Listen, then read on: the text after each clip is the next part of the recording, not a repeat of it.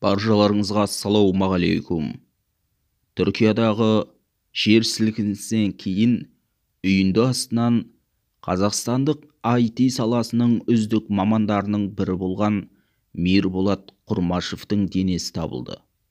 Құтқарушылар Түркияда жоғалған қазақстандықтың денесін үйінді астынан алып шыққан. Бұл жайында Түркияның Хатай қаласында жер сілкінісінен кейін хабар ошарсыз кеткен қазақстандықтарды іздеуге аттанған бастамашыл топ мәлімдеген болатын. Түркияның Хатай провинциясындағы толығымен қираған ғимараттан қазақстандық құтқарушылардың күшімен екінші қазақстандықтың денесі шығарылды.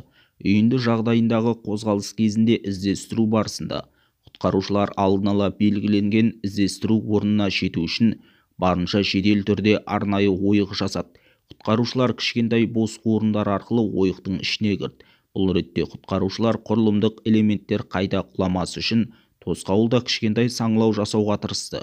Үйіндіде қауіпті учаскелерді бекітті. Үйінді бөлшектерін көтеріп жылжытты деп хабарлайды Төтенше жағдайлар министрлігі. Еліміздің IT саласындағы үздік мамандардың бірі болған, сондай-ақ біршама жобалардың басшысы болған Мирболат Құрмашевтың отбасына арнамыздың атынан қайғырып көңіл айтамыз.